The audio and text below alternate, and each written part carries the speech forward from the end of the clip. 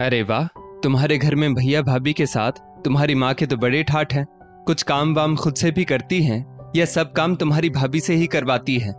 बुरा मत मानना, बस इसलिए पूछ रही थी कि कहीं कल को वो हमारे घर आकर रहेंगी तो क्या उनके सारे काम मुझे करने होंगे या फिर वो खुद भी कर सकती हैं?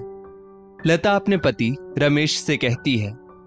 रमेश बोला, जरा धीरे बोलो, मेरे घर में माँ की बहुत इज्जत है।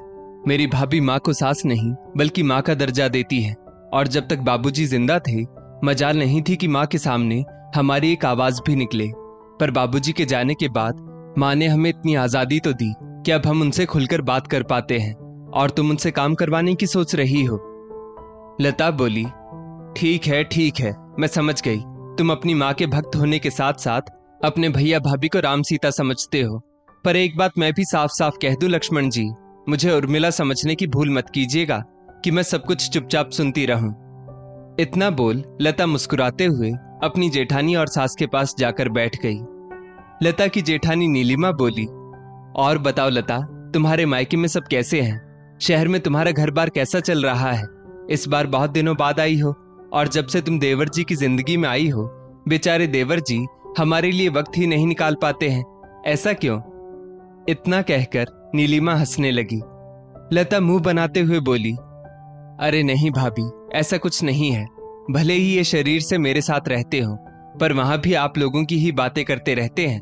अब वहां शहर में हम दोनों के अलावा और कौन है, तो बस हम दोनों आप लोगों की ही बातें करते हैं। क्यों जी, मैं सही कह रही हूं ना? रमेश लता की चालाकियां खूब समझ रहा था। वो बोला, अगर तुम्हें भाभी और माँ की इतनी याद आती है तो छुट्टी लेकर यहाँ क्यों नहीं रहने चली आती हो? लता आंखें दिखाते हुए बोली, लोग गांव से शहर घूमने आते हैं, और आप क्या भाभी और माँ जी को शहर नहीं आने देना चाहते? देख लीजिए माँ जी, मैं तो आपको बुला रही हूँ, पर आपका बेटा ही नहीं चाहता। इतना कहकर लता भी हंसने लगी। लता की सास सुमन जी बोली, नहीं बहू, मेरे दोनों बेटे राम और लक्ष्मण जैसे हैं। वो अपनी माँ का हमेशा भला ही चाहेंगे। इतना तो मैं आंख बंद करके भी कह सकती हूँ।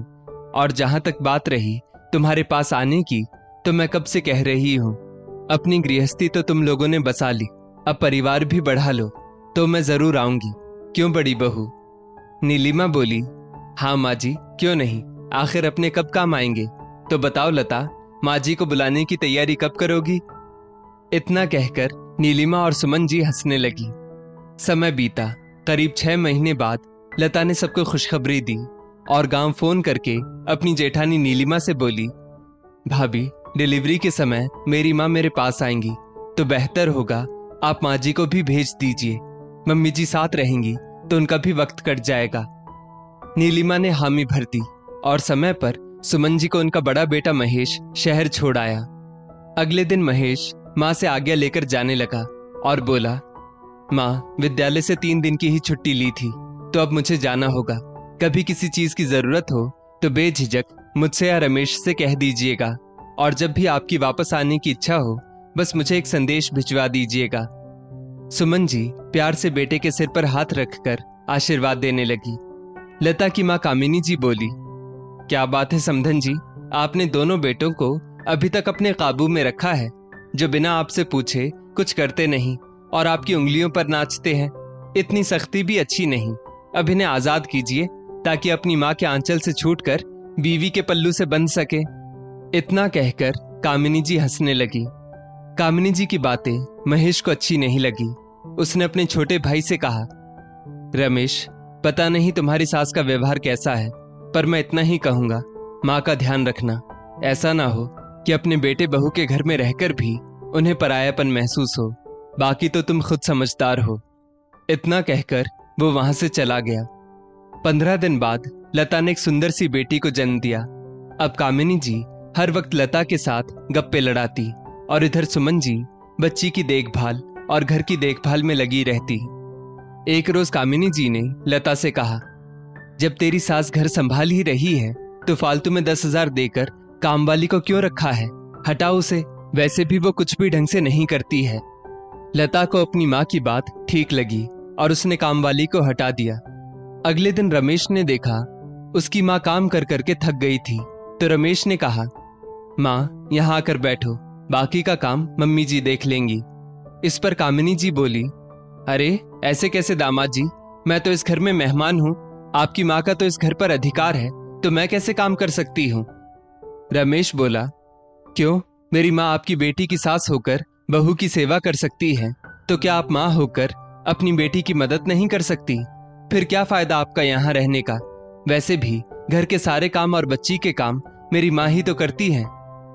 कामिनी जी दामाद की बात से नाराज हो गई। फिर उन्होंने जाकर अपनी बेटी को रमेश की शिकायत लगाई। फिर क्या था, रमेश और लता में बहुत बहस हुई।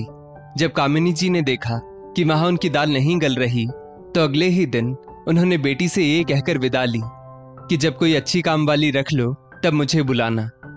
समय बीतता गया, सारी जिम्मेदारी सुमन जी के कंधों पर आ गई। बड़ी बहू नीलिमा फोन करती और सुमन जी का हालचाल पूछती, तो सुमन जी कहती, बहू मैं बिल्कुल ठीक हूँ, तुम मेरी चिंता मत करो, बस बच्ची थोड़ी बड़ी हो जाए और संभालने लायक हो जाए तो मैं वापस आ जाऊंगी।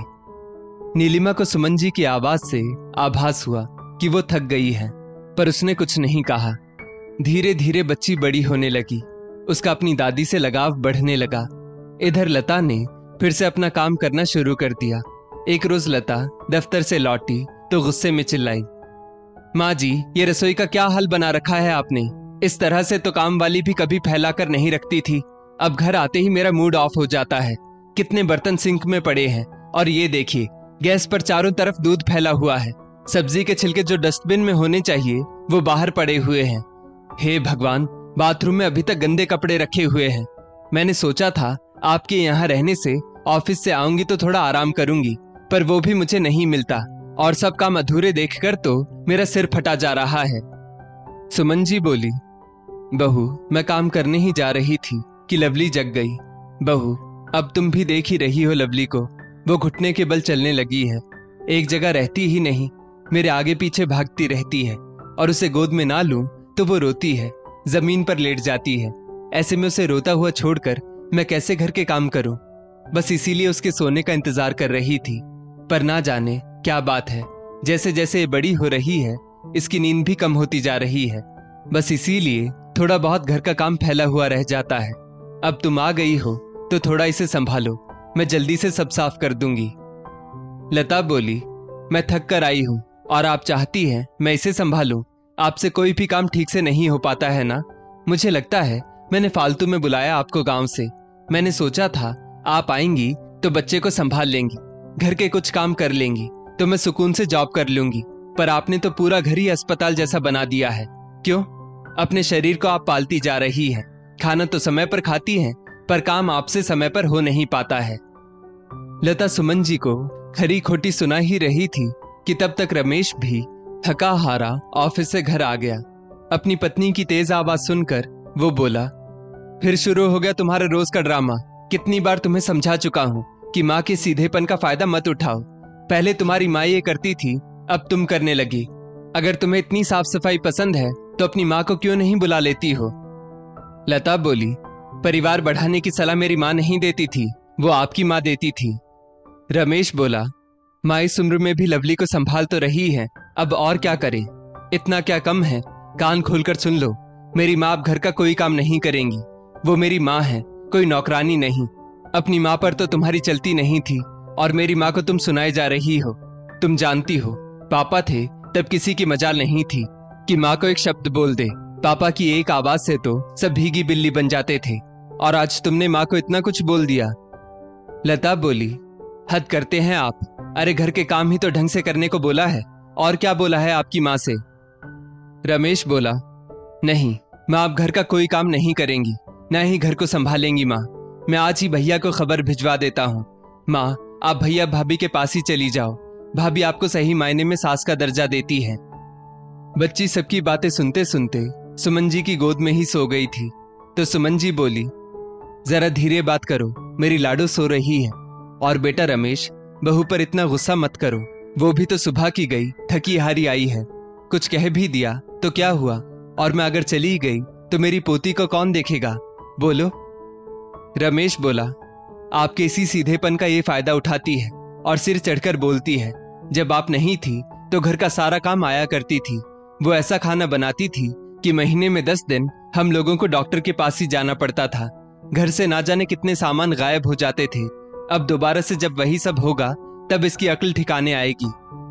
लता गुस्से से आग बबूला होकर बोली, ठीक है, ऐसा है तो अब मैं इसे भी खुद संभाल लूंगी। इतना कहकर वो लवली को सुमन जी की गोद से खींचने लगी, पर लवली बार बार दादी से चिपकी जा रही थी, मानो वो दादी को छोड़ना ही नहीं चाहती हो। पर लता थी कि उसे अपने गुस्से के आगे कुछ दिख ही नहीं रहा था।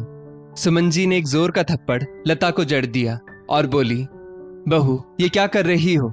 पति पत्नी के झगड़े में तुम मेरी पोती को क्यों घसीट रही हो? क्या तुम्हें दिख नहीं रहा कि तुम्हारी बच्ची नींद में है? तुम माँ हो, अपने अहंकार को एक किनारे करके अपनी बच्ची के बारे में नहीं सोच सकती? काश कि तुम्हारी माँ ने तुम्हें प्यार से सीने से लगाया होता, तब तुम्हें समझ में आता कि माँ और बच्ची का रिश्ता कैसा होता है। लता की आंखों में अब गुस्से के साथ अफसोस भी था। सुमन जी बोली, मुझे बहुत अफसोस हो रहा है ये कहते हुए कि मेरी बड़ी बहू ने मुझे सास का दर्जा दिया, पर तुमने तो मुझे आया बनाकर रख दिया। पर मैं उसमें भी खुश थी, लेकिन आज जो तुमने किया वो बहुत गलत किया। बच्चे के साथ माँ का संबंध कैसा होता है ये उसके साथ समय बिताने से समझ में आता है, ना कि सिर्फ पैसे कमाने से। लवली का अपनी दादी के प्रति प्यार देखकर रमेश बोला, सोचो लता, 9 महीने की बच्ची भी तुमसे ज्यादा मेरी माँ से जुड़ी हुई है, और तुमने हम दोनों भाइयों का और मेरी भाभी का लगाव भी मेरी माँ से देखा है। फिर तुम ही बताओ कि तुम्हारा लगाव किससे है? आखिर में मेरी माँ ही तो तुम्हारे काम आई। तुम्हारी माँ तो जिम्मेदारियों से डरकर पीठ दिखाकर भाग गई, उसके बाद भी तुम मेरी माँ की इज्जत नहीं कर पाती हो। अरे माँ नहीं, सास का ही दर्जा दिया होता, पर तुमने तो मेरी माँ को आया ही समझ लिया। लता की आंखों में आंसू आ गए, जो सुमन जी से देखा नहीं गया। वो उठी और बोली, बहू, आंसू पोंछो, तुम्हारा इसमें कोई दोष नहीं। शायद परिवार के साथ कैसा जुड़ाव होता है और बड़ों की इज्जत कैसे की जाती है ये तुमने बचपन में देखा ही नहीं। पर अभी भी देर नहीं हुई है बहू। तुम क्या चाहती हो? क्या तुम्हारी बच्ची तुम्हारा सम्मान इस तरह करे? लता बोली, नहीं माँ जी, मैं तो चाहती हूँ मेरी बेटी मुझे उतना ही प्यार करे जितना आपको आपके परिवार से मिलता है। सुमन जी बोली, तो फिर अपने आंसू पोंछो और पुरानी बातों को भूल जाओ। मैं अभी कुछ दिन कहीं नहीं जा रही हूँ, आखिर तुम कोई पराई थोड़ी ना हो। लता को एहसास हुआ कि उसके इतना गलत करने के बाद भी उसकी सास उसे गले से लगा रही है। इतना बड़ा हृदय तो किसी माँ का ही हो सकता है। लता आगे बढ़कर सुमन जी के गले से लग गई और अपने बर्ताव के लिए उनसे माफी मांगने लगी। सास से माँ रूपी स्पर्श पाकर आज लता को एहसास हुआ कि वो इतने वक्त किस एहसास से वंचित थी और कितना बड़ा पाप कर रही थी। अगले दिन से लता सुबह जल्दी उठकर घर के सब काम निपटाकर बच्ची के खाने पीने की सारी व्यवस्था करके ऑफिस जाने लगी। 2 दिन बाद उसने एक कामवाली भी रख ली जो घर की साफ सफाई करती, ताकि सुमन जी को आराम मिल सके। अपनी पत्नी में आए हुए बदलाव को देखकर रमेश बहुत खुश था। वो लता से बोला, तुम कहती हो ना मैं अपनी माँ का लक्ष्मण बेटा हूँ, पर मैं ये नहीं कहूंगा कि तुम उर्मिला बनो। बस इतना कहूंगा कि तुम भी एक दिन अपनी बेटी के लिए एक अच्छी माँ जरूर बनोगी। लता की आंखों में खुशी के आंसू आ गए और उसने रमेश से हाथ जोड़कर अपनी पिछली बातों के लिए माफी मांगी। सबको खुश देखकर सुमन जी बहुत खुश थी कि अब उनके छोटे बेटे का घर भी अच्छे से बस गया है। अंत भला तो सब भला। दोस्तों, इस स्टोरी को लेकर आपकी क्या राय है? नीचे कमेंट करके जरूर बताइएगा, और ऐसी ही और भी बेहतरीन वीडियोस के लिए हमारा पेज जरूर फॉलो करें। धन्यवाद।